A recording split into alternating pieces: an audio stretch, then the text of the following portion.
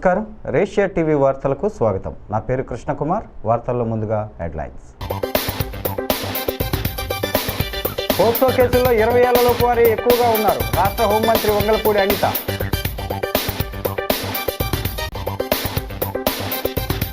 వెంటిలేటర్పై ఉన్న ఆసుపత్రిని ఐసీయూకి తీసుకొచ్చాం.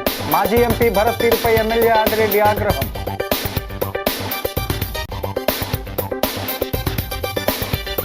బీజేపీలో పలువురు నాయకుల చేరికలు, కండువా కప్పి ఆహ్వానించిన పురంధేశ్వరి.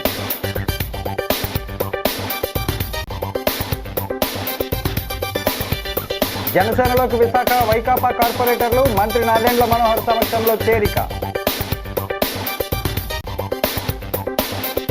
చాగల్లులో జిల్లా కలెక్టర్ విస్తృత తనిఖీలు, నిబద్ధతతో విధులు నిర్వహించాలని ఆదేశాలు.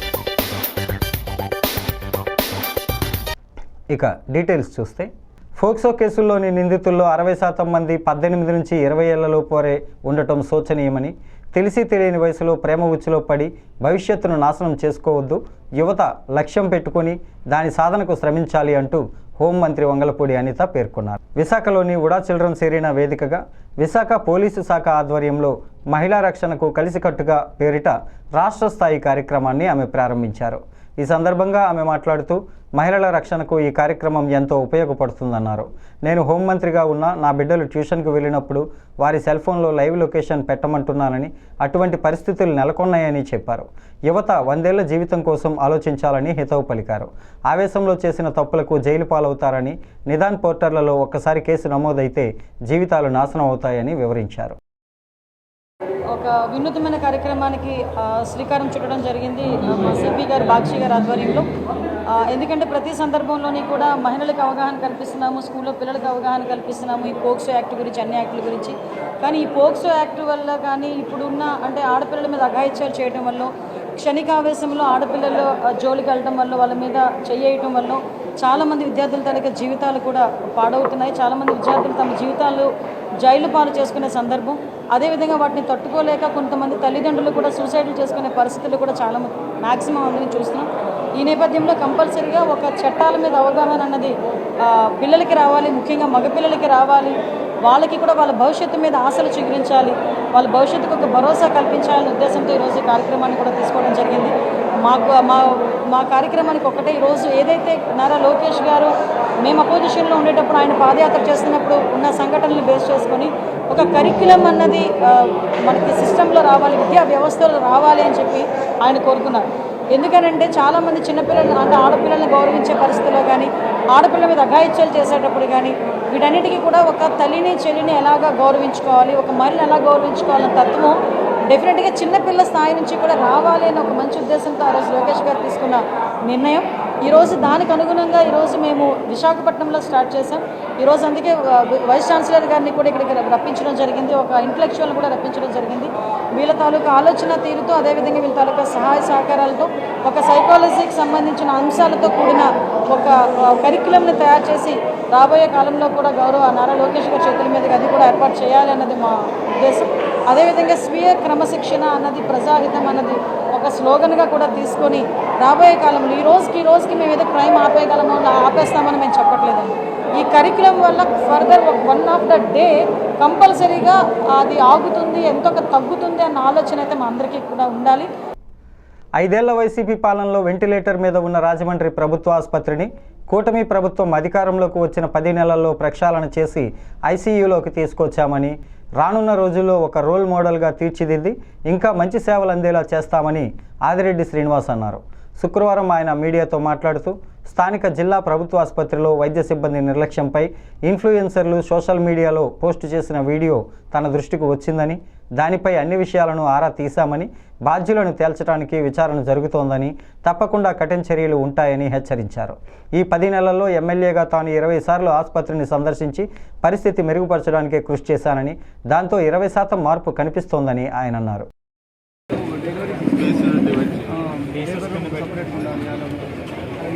ఏ బ్రేక్ డౌన్ అయినా సింగిల్ బ్రేక్ డౌన్ అవసరం అవుతుంది.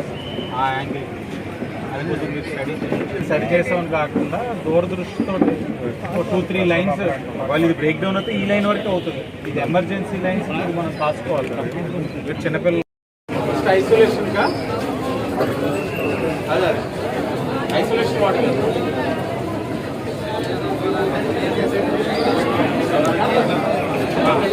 ఐసోలేషన్ వార్డు నేనే పిలిచాను. కొత్తవి వచ్చినాయా తిరిగిపోయినాయి అప్పుడే.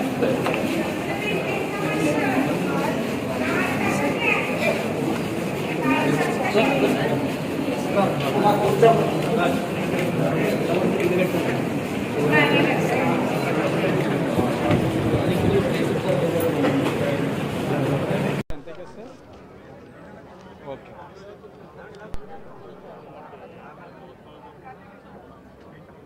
కాబట్టి 1500 అయిపోయింది అంటున్నాడు.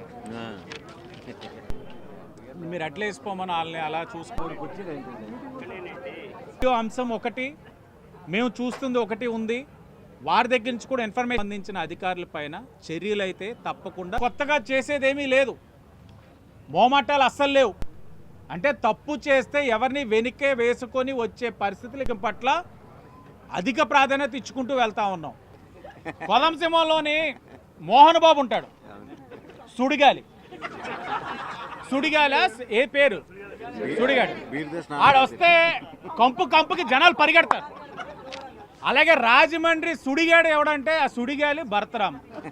అది కంపు కొడుతుంది, ఇతని ప్రెస్ మీట్లు కంపు కొడుతున్నాయి. తను వచ్చాడు అని అంటే రాజమండ్రిలో పారాచూట్ లీడర్ కింద దిగుతాడు.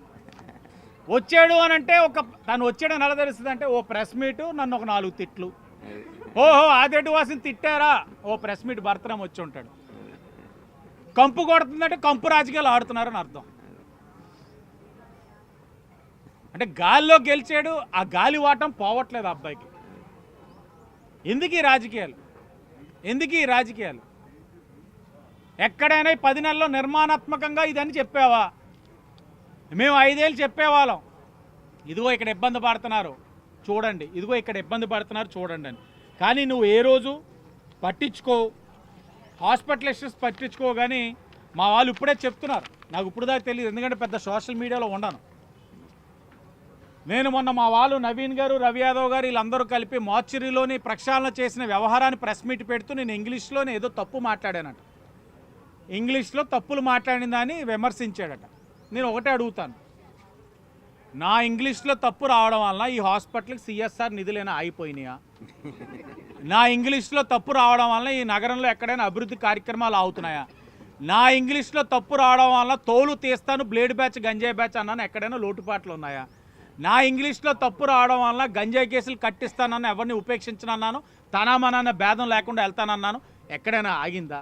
నా ఇంగ్లీష్లో తప్పు ఉండడం వల్ల సిఎస్ఆర్ ఫండ్స్ కింద సుమారు ఇప్పుడు 70 లక్షలు పేపర్ మిల్ నుంచి వస్తున్నాయి. మనం 1,20,00,000తో ఓపెన్ చేశాను. ఇప్పుడే మేము అందరం నడుచుకొస్తుంటే సిఎస్ఆర్ నా ఫ్రెండ్ 4 లక్షలతో ఆర్ఓ ప్లాంట్ ఇచ్చాడు. నా ఇంగ్లీష్లో తప్పు రావడం వల్ల వాళ్ళందరూ కూడా బాధ కలిగి ఎవరైనా నిధులు వెనక్కి వెళ్ళిపోయినాయా? అభివృద్ధి కార్యక్రమాలు ఆగిపోతున్నాయి, సంక్షేమ కార్యక్రమాలు ఆగిపోతున్నాయి. ఇంగ్లీష్లో తప్పట. ఇంత పెద్ద సమస్య ఉంటే సమస్యనంతా మానేసి ఒక రీల్ చేసుకొని, ఒక వీడియో చేసుకొని నా మీద సునకానందం. ఏ స్థాయికి వెళ్ళిపోయాడంటే ఈ అబ్బాయి, మరలా సినిమా కూడా నువ్వు ఉంటేనే పక్కన వస్తున్నా. ఏదో సినిమాలో ఉంటాడు ఒక ప్రిన్సిపల్, స్టూడెంట్స్ గుడ్ మార్నింగ్ చెప్పకపోతే అలా నుంచుంటాడు. ఇలా అలర్ట్గా ఉన్నారు. అది అతను వెళ్ళిపోతూ, నువ్వు ఈరోజు గుడ్ మార్నింగ్ నాకు ఇంకా చెప్పలేదని. ఈ అబ్బాయి మా వాళ్ళు చెప్తున్నారు, మా లీడర్స్ కూడా, ఓ వీడియో పెట్టిన తర్వాత లైక్స్ ఎవరెవరు కొట్టారో చూసుకుంటున్నాడట. అతను పదవులు వేసిన వాళ్ళు ఎవరైనా సరే లైక్ కొట్టకపోతే ఆఫీస్ నుంచి ఫోన్ వెళ్తుందట, నువ్వు నాకు ఇంకా లైక్ కొట్టలేదు ఈరోజు అని. అలా కొంతమంది లైకులు కొట్టలేదని పదవులు తీసేసి తనకి బాగా లైక్లు ఎవడు కొట్టి మెసేజ్లు పెడుతున్నారు, వాళ్ళకి పదవులు వేసాడు. ఇదేదో పని బాగుంది, చాలా బాగుంది. అంటే రాజకీయం ఉన్నతంగా చేసే రోజుల నుంచి రాజకీయం ఇంత దిగజారుడిగా తీసుకొచ్చే రోజులు వస్తూ ఉన్నాయి.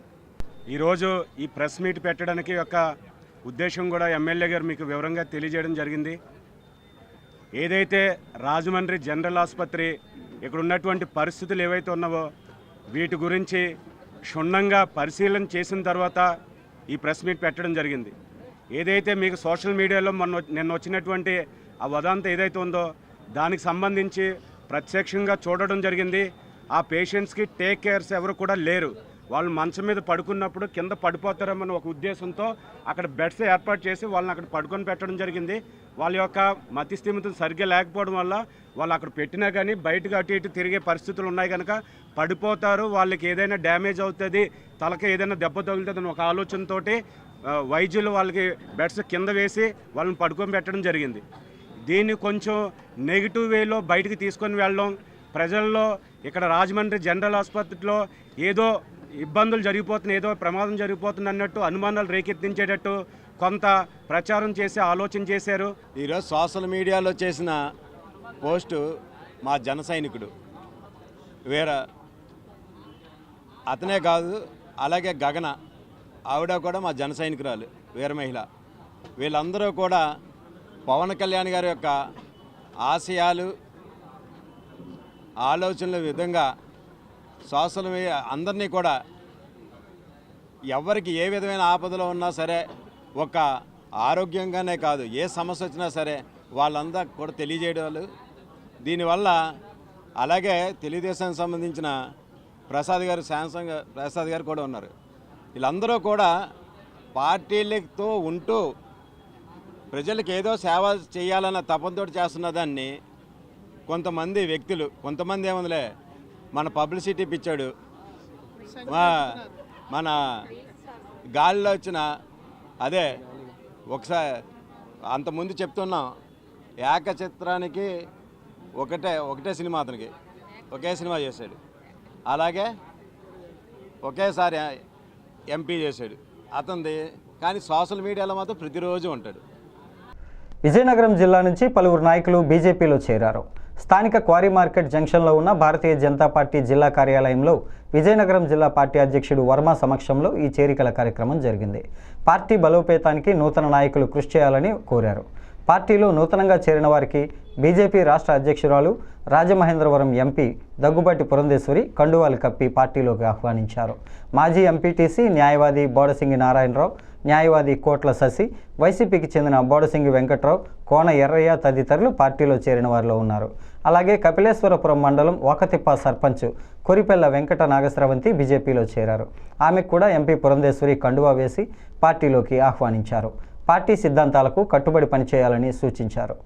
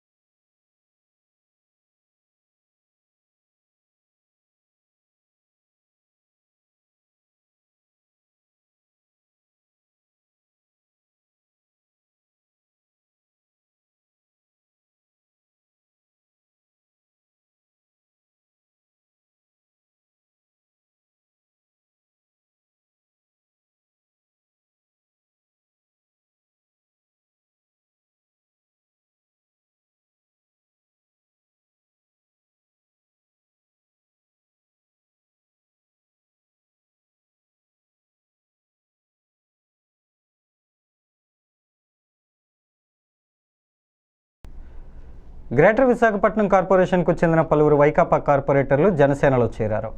గుంటూరు జిల్లా మంగళగిరిలోని జనసేన పార్టీ కేంద్ర కార్యాలయంలో రాష్ట్ర పౌర సరఫరాల మంత్రి, జనసేన పిఎస్సి చైర్మన్ నాదెండ్ల మనోహర్ జనసేన కండువ కప్పి వారిని పార్టీలోకి ఆహ్వానించారు.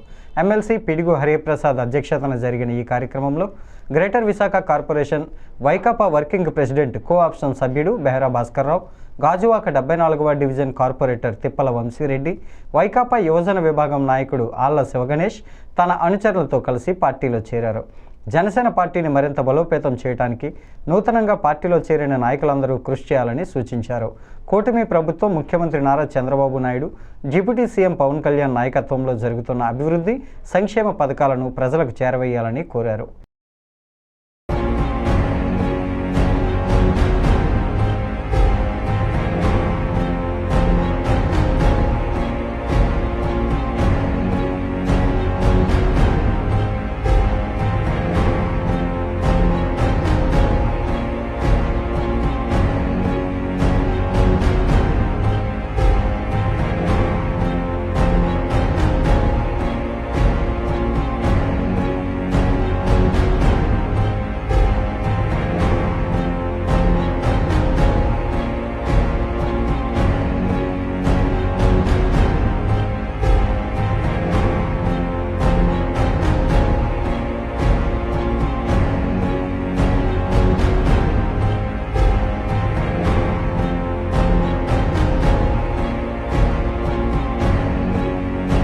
ప్రజలకు సంక్షేమ పథకాలు అమలు, ఆరోగ్య సేవలు అందించడంలో క్షేత్రస్థాయిలో సిబ్బంది నిబద్ధత కలిగి విధులను, బాధ్యతలను సమర్థవంతంగా నిర్వహించాలని జిల్లా కలెక్టర్ పి. ప్రశాంతి ఆదేశించారు.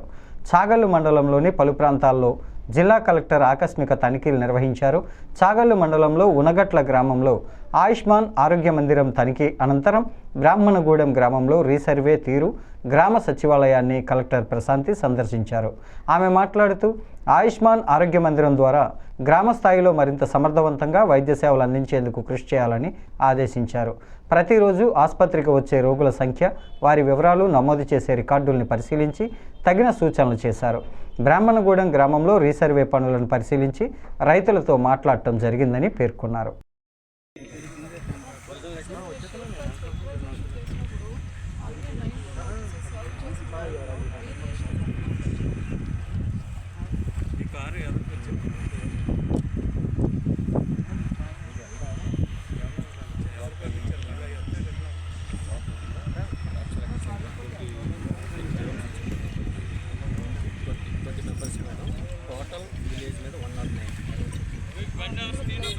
సార్ మా కలెక్టర్ గారు కూడా మాట్లాడతారు.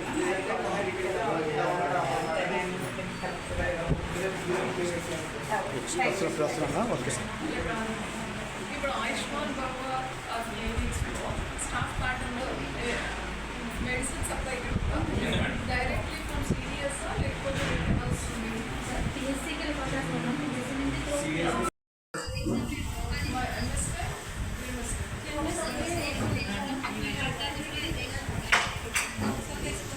సర్వే కంప్లీట్ అయిపోయిందమ్మా. నర్సింగ్ సీరియస్ సర్వే అయిపోయిందా? ప్రజలకు మౌలిక సదుపాయాల కల్పనలో ప్రభుత్వంతో పాటు దాతలు కూడా కలిసి పనిచేస్తే మరింత మెరుగైన ఫలితాలు వస్తాయని శాసనమండలి సభ్యుడు సోము వీర్రాజు అన్నారు. ఏలూరు జిల్లాలో రక్షిత మంచినీటి పథకాన్ని ఆయన ప్రారంభించారు. ఏలూరు జిల్లా పర్యటనలో భాగంగా వర్ధినేటి వీరాంజనేయులు, సీతామహాలక్ష్మి దంపతుల ఆశీస్సులతో వర్ధినేటి కపిరాజు కుటుంబ సభ్యులు రక్షిత మంచినీటి ట్యాంకును ఏర్పాటు చేశారు. ఈ రక్షిత మంచినీటి ట్యాంకును వడ్లపట్ల గ్రామస్తులకు ఆంధ్రప్రదేశ్ రాష్ట్ర శాసనమండలి సభ్యుడు సోము వీర్రాజు అంకితం చేశారు. ఆయన మాట్లాడుతూ మండు వేసవిలో ప్రజలకు రక్షిత మంచినీరు అందించేందుకు మంచి కార్యక్రమాన్ని చేపట్టారని కుటుంబాన్ని అభినందించారు. గ్రామానికి విచ్చేసిన సోముకి ఘనంగా స్వాగతం పలికారు గ్రామస్తులు.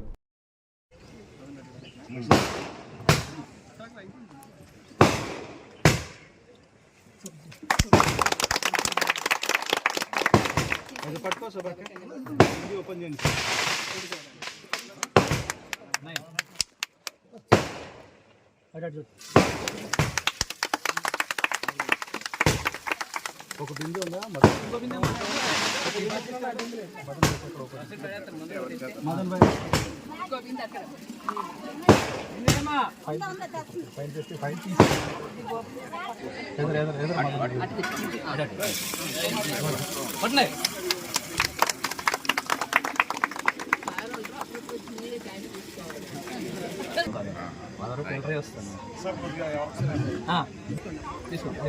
నెక్స్ట్ మా చెల్లి చేత ఇంకో చెల్లేదమ్మా గోపింది మండలం వడ్లపట్ల గ్రామంలో రాష్ట్ర మాజీ అధ్యక్షులు, జాతీయ కార్యవర్గ సభ్యులు, పెద్దలు, మా అందరికీ మార్గదర్శకులు, రెండవసారి రాజమహేంద్రవరం రూరల్ వెంకటనగరం గ్రామంలో జరుగుతున్న మహాత్మా గాంధీ జాతీయ గ్రామీణ ఉపాధి పథకం పనులను జిల్లా నీటి యాజమాన్య సంస్థ డ్వామా ప్రాజెక్టు డైరెక్టర్ నాగేశ్వరరావు శుక్రవారం ఆకస్మిక తనిఖీ నిర్వహించారు. ఉపాధి హామీ పనులు ఆకస్మిక తనిఖీలో భాగంగా జరుగుతున్న పనులను పరిశీలించిన ప్రాజెక్టు డైరెక్టర్ నాగేశ్వరరావు కూలీలకు సంబంధించిన మస్టర్ వెరిఫికేషన్ చేసి కూలీలతో మాట్లాడి వారికి కనీస వేతనం, ఫస్ట్ ఎయిడ్ కిట్లు, పని ప్రదేశంలో నీడ సౌకర్యం కల్పిస్తున్నారా లేదా అని అడిగి తెలుసుకున్నారు. పెండింగ్లో ఉన్న వేతనాలు త్వరలో వారి ఖాతాల్లో జమ చేసేందుకు ప్రభుత్వం చర్యలు తీసుకుంటుందని తెలియజేశారు. కూలీల మస్తర్, ఇతర రికార్డుల నిర్వహణ పక్కాగా ఉండాలని, ఈ విషయంలో ఎప్పటికప్పుడు ఆకస్మిక తనిఖీలు నిర్వహిస్తూనే ఉంటామని స్పష్టం చేశారు. ఆయన వెంట in charge APO Anjibabu, field assistant, ఇతర అధికారులు ఉన్నారు.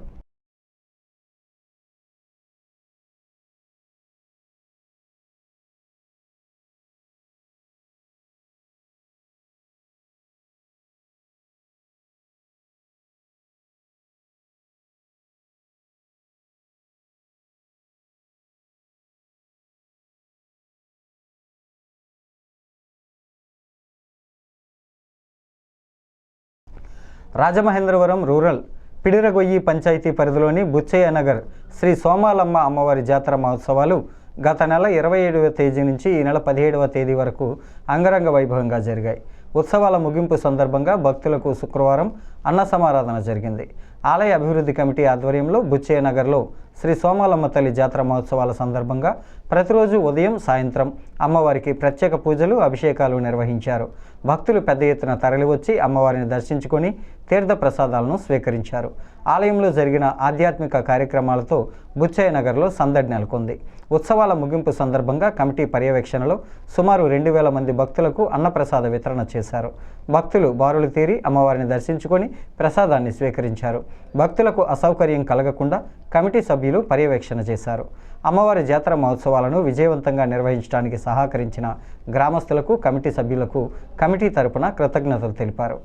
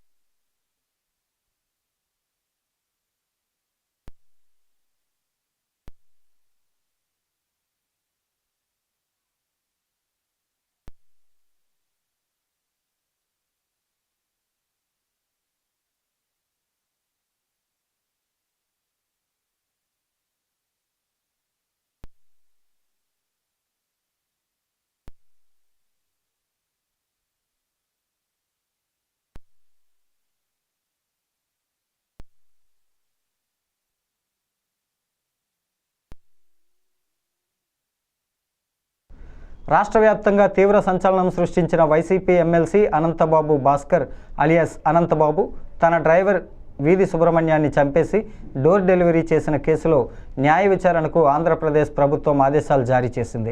ఈ న్యాయ విచారణలో ప్రాసిక్యూషన్కు సహాయం చేయడానికి ప్రత్యేక న్యాయవాదిగా ప్రముఖ సీనియర్ న్యాయవాది, ఆంధ్రప్రదేశ్ బార్ కౌన్సిల్ మెంబర్, మానవ హక్కుల రక్షణ కోసం సుదీర్ఘంగా పోరాట చేస్తున్న ముప్పాళ్ల సుబ్బారావును నియమించింది. ఈ మేరకు రాష్ట్ర ప్రభుత్వం జీవో నెంబర్ 538ని విడుదల చేసింది. కాకినాడకు చెందిన దళిత యువకుడు వీధి సుబ్రహ్మణ్యాన్ని అత్యంత దారుణంగా హత్య చేసి డోర్ డెలివరీ చేసిన ఎమ్మెల్సీ అనంతబాబుపై కాకినాడ జిల్లా పోలీసులు కేసు నమోదు చేసిన విషయం విదితమే. అయితే అప్పట్లో పోలీసుల వైఖరిపై తీవ్రస్థాయిలో రాష్ట్ర వ్యాప్తంగా విమర్శలు వెల్లువెత్తాయి. దళిత యువకుడు వీధి సుబ్రహ్మణ్యం కుటుంబానికి ముప్పాళ్ల సుబ్బారావు అండగా నిలిచారు.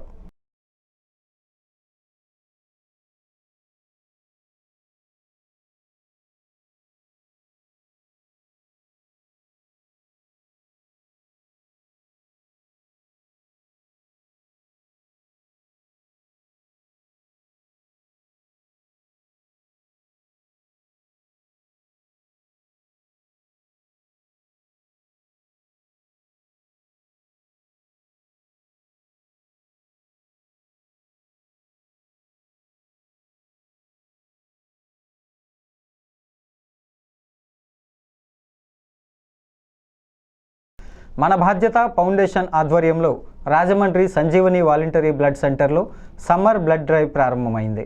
ముఖ్య అతిథిగా శ్రీ లక్ష్మీ వెంకటేశ్వర వెహికల్ ఫైనాన్స్ ఎండి చెట్ల శ్రీను హాజరై కార్యక్రమాన్ని ప్రారంభించి ముందుగా రక్తదానం చేశారు. ఈ సందర్భంగా ఫౌండేషన్ అధ్యక్షుడు గారా అజయ్ కుమార్ మాట్లాడుతూ వేసవిలో ఏర్పడే రక్తం కొరత కారణంగా అవసరమైన వారికి సకాలంలో రక్తం లభించక ఇబ్బందులు పడుతూ ఉన్నారని, ఆ కొరతను తగ్గించే ప్రయత్నంలో భాగంగా ఏప్రిల్ 17 నుంచి జూన్ 15 వరకు 60 రోజుల పాటు నిర్విరామంగా బ్లడ్ క్యాంపులు, రక్తదాన అవగాహన ర్యాలీలు, కరపత్రాల పంపిణీ చేసి యువత ప్రజల్లో అవగాహన కల్పించి రక్తదానం చేయించడమే లక్ష్యంగా ఈ కార్యక్రమాన్ని ఏర్పాటు చేస్తున్నామని తెలిపారు. ఈ సందర్భంగా ముఖ్య అతిథిగా హాజరైన చెట్ల శ్రేణును మన బాధ్యత ఫౌండేషన్ తరపున ఘనంగా సత్కరించారు. అనంతరం పలువురు యువకులు, స్థానికులు స్వచ్ఛందంగా రక్తదానం చేశారు.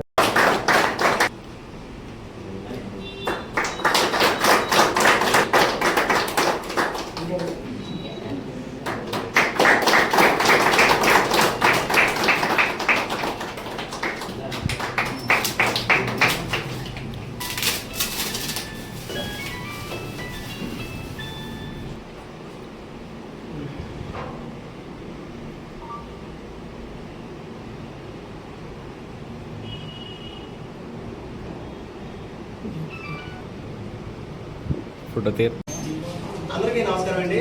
నా పేరు గారా అజయ్ కుమార్, మన బాధ్యత ఫౌండేషన్.